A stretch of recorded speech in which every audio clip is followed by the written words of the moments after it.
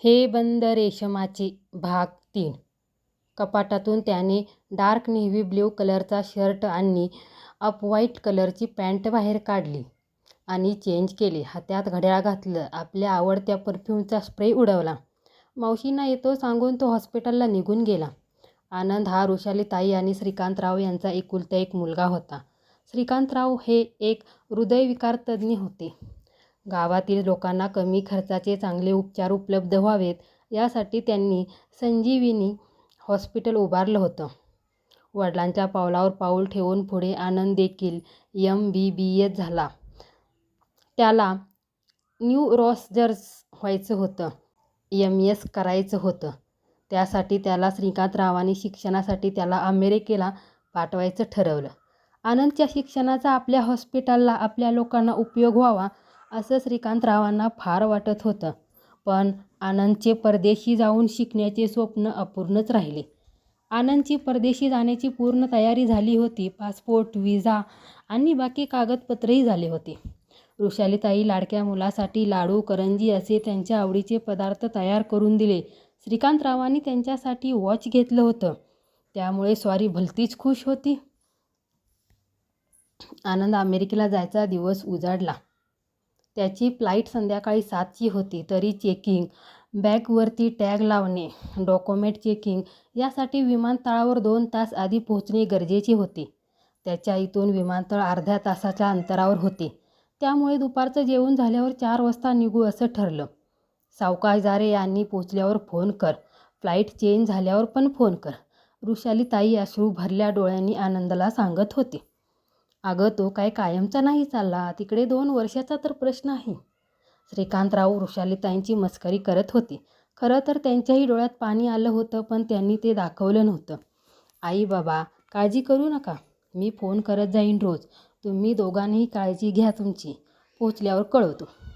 आनंद म्हणाला. श्रीकांतराव आनंदला सोडायला विमानतळावर जाणार होते. त्यामुळे आज त्यांच्या ड्रायव्हरला सुट्टी दिली होती. आनंदने बॅग गाडीत ठेवल्या आणि पुढच्या सीटवर येऊन बसला. वृषालीताईंना आणि काम करणाऱ्या मावशींना बाय करून ते दोघे निघाले. श्रीकांतराव गाडी चालवत होते.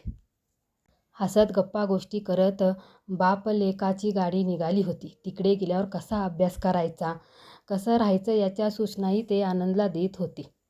इतक्यात समोरून भरधाव येणाऱ्या ट्रकची धडक त्यांच्या गाडीला बसली. काही कळायच्या आतच आनंद बाहेर रस्त्यावर फेकला गेला. त्याच्या डोक्याला मार बसला होता. त्यामुळे तो बेशुद्ध पडला. आणि श्रीकांतराव, ट्रकची धडक इतकी जोरात होती की श्रीकांतराव जागीच मरण पावले होते. एव्हाना चांगलीच गर्दी जमली होती. त्यातल्या काही जणांनी आनंदला आणि श्रीकांतराव हॉस्पिटलमध्ये नेलं. त्यांच्या जवळच्याच मोबाईलवरून हॉस्पिटलने घरी फोन करून अपघाताची बातमी दिली. वृषालीताईच्या पायाखालची तर जमीनच सरकली. धगधगत्या मनाने मावशींना सोबत घेऊन त्या हॉस्पिटलमध्ये गेल्या. एव्हाना दुसऱ्या ॲम्ब्युलन्समधून श्रीकांतरावांना आणण्यात आले. त्यांना बघून वृषालीताईंना खूप रडू आलं. पती जागीच मरण पावले होते तर मुलगा मृत्यूशी झुंज देत होता. वृषालीताईवर मोठा प्रसंग उभा राहिला होता. ती रात्र त्याच्या अश्रूंनी न्हाऊन निघाली होती. 2 दिवसांनी आनंद शुद्धीवर आला. समोर त्याला आई दिसत होती. पण बाबा कुठे आहेत असा प्रश्न त्याला पडला होता. आनंद आईला म्हणतो, आई बाबा कुठे आहेत? फार लागले का त्यांना? सांग ना. वृषालीताईंना जोराचा हुंदका आला. त्या पदराने तोंड लपवून बाहेर आल्या. शेवटी डॉक्टरांनीच पुढाकार घेऊन आनंदला डॉक्टर श्रीकांत गेल्याची बातमी दिली. आनंदला मोठा धक्का बसवला होता. या सगळ्यातून बाहेर पडायला आनंद आणि वृषालीताईंना देखील फार वेळ लागला होता. सगळ्या गोष्टीमुळे आनंद एकलकोंडा आणि चिडचिडा झाला होता. डॉक्टर श्रीकांत नसल्यामुळे आनंदवरती संजीवनी हॉस्पिटलची जबाबदारी आली होती. त्यामुळे त्याने परदेशी जायचा विचार सोडून दिला आणि हॉस्पिटलच्या कामात लक्ष द्यायला सुरुवात केली. आई, तो आणि हॉस्पिटल एवढंच त्याचं जग राहिलं होतं. डॉक्टर आनंदची गाडी हॉस्पिटलच्या गेटमधून आत आली. संजीवनी हॉस्पिटलचा बोर्ड दिमाखात झळकत होता. सिक्युरिटी गार्डमध्ये गाडीची किल्ली देऊन त्याने गाडी पार्क करायला सांगितली आणि तो आत गेला. आनंद आपल्या केबिनमध्ये आला. श्रीकांतरावाच्या फोटोला त्याने नमस्कार केला आणि आपल्या चेअरवरती येऊन बसला. फोन करून त्याने नर्सला बोलवले.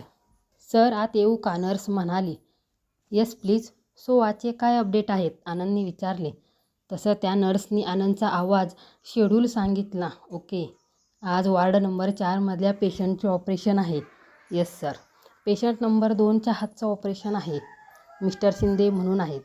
हां, मग त्यांना रिपोर्टची फाईल कुठे?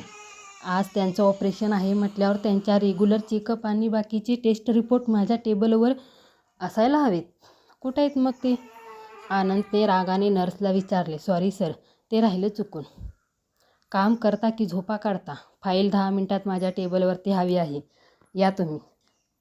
नर्स घाबरून केबिनच्या बाहेर गेली. गेले वर्षभर आनंद संजीवनी हॉस्पिटलची जबाबदारी सांभाळत होता. त्याला प्रत्येक गोष्ट व्यवस्थित आणि वेळेत पूर्ण लागायची. आपल्या कामाच्या बाबतीत तो फार काटेकोर होता. त्यामुळे हॉस्पिटलमध्ये देखील तशीच शिस्त सर्वांना लागली होती. संजीवनी हॉस्पिटलमध्ये डॉक्टर श्रीकांतसोबत काम करणारे इतरही डॉक्टर्स होते. ते आनंदला कामात मदत करत होते. डॉक्टर साठे, डॉक्टर परांजपे, डॉक्टर देसाई या सगळ्यांसोबत आनंद हॉस्पिटल सांभाळत होता.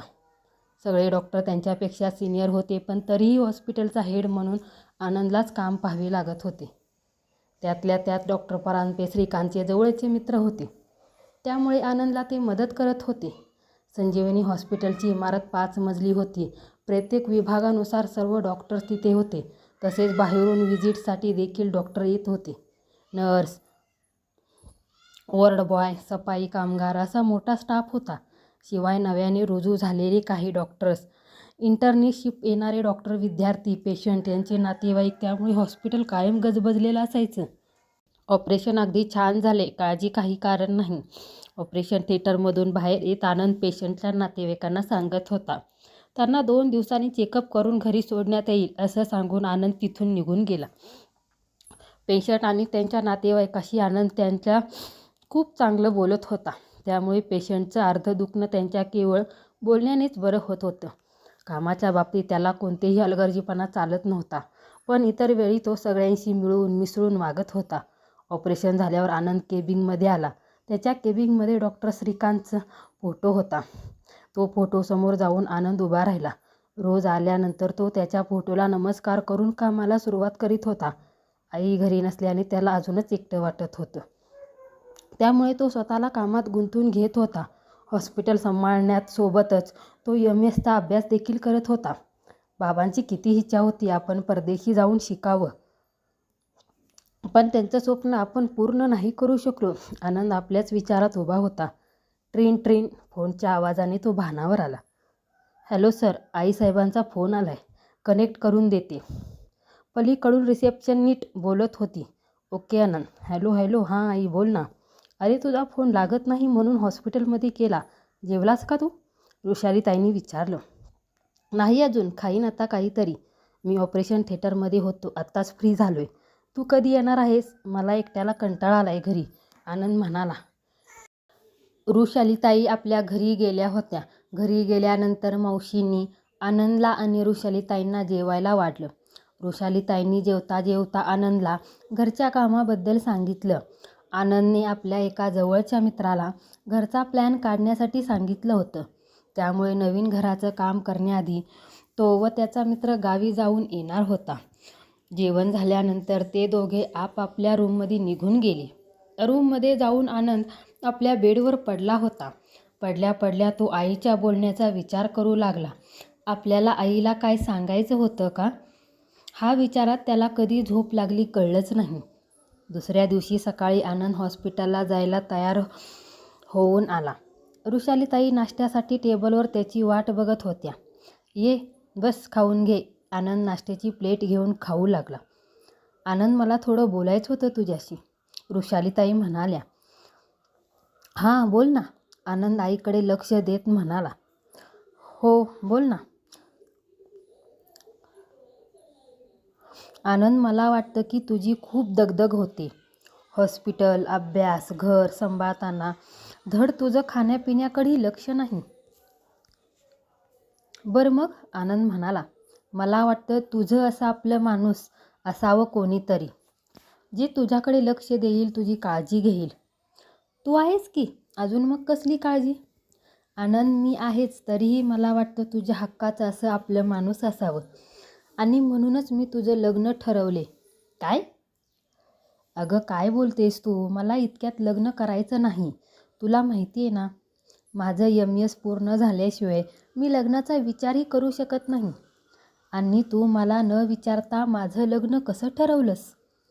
आनंदला खूप राग आला होता. हे बघ आनंद, मला तुझी अवस्था बघवत नाही. श्रीकांत गेल्यापासून तू स्वतःच्या विचारात असतोस. कोणाजवळ आपलं मन मोकळं करत नाहीस. आतल्या आत कुढत राहतोस. आई प्लीज, तू मला समजून घे. बाबांचं जाणं फार अनपेक्षित होतं. तुलाही माहिती. मला यातून बाहेर पडायला वेळ लागेल. मला बाबांचं स्वप्न पूर्ण करायचं आणि आता मला त्याशिवाय दुसरं काहीही सुचणार नाही. आनंद, अरे बाबांचीच इच्छा होती की तुझं लग्न नेहाशी व्हावं. काय? नेहा? आप्पा काकांची मुलगी? आनंदच्या चेहऱ्यावरचे आश्चर्य लपत नव्हते. होय, माझी आणि श्रीकांतची सुद्धा तशी इच्छा होती की आपल्या घरात नेहा सून म्हणून यावी. आई, ज्या मुलीला मी पाहिलं नाही, तिचा स्वभाव मला माहीत नाही, अशा मुलीशी मी लग्न कसं करू? आनंद, अरे नेहा खरंच चांगली मुलगी आहे. ती तुला आणि आपल्या घराला नक्की जपेल. आई हे बघ, मला इतक्यात लग्न करायचं नाही. माझ्यासाठी सध्या हॉस्पिटल आणि माझा अभ्यास या पलीकडे महत्त्वाचं काहीही नाही. असं बोलून आनंद हॉस्पिटलमध्ये रागाने गेला. आनंदला कसं समजावे हेच वृषालीताईंना कळत नव्हते. कदाचित कामाचा लोड जास्त असेल, त्यामुळे त्याची चिडचिड होत असावी असं त्यांना वाटलं. तो घरी आला की पुन्हा एकदा त्याच्याशी नीट बोलू असं त्यांनी ठरवलं. आनंद रात्री उशिरा घरी आला. तोपर्यंत वृषालीताई त्याची वाट बघत बाहेरच लॉनवर फेऱ्या मारत होत्या. सकाळचा त्याचा राग थोडा फार निव्वळ असावा. आई, तू झोपली नाहीस अजून? आईजवळ येत आनंदने विचारले. तू आल्याशिवाय कसं झोपणार? सकाळी डोक्यात राग घालून गेलास. मला कशी झोप लागेल? चल तुला जेवायला वाढते. तू जेवलीस?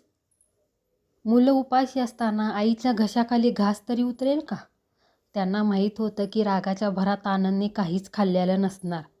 आई सॉरी, मी सकाळी खूप जास्त रिॲक्ट झालो. पण मला इतक्यात लग्न नाही करायचं. तू घे ना तुझा वेळ.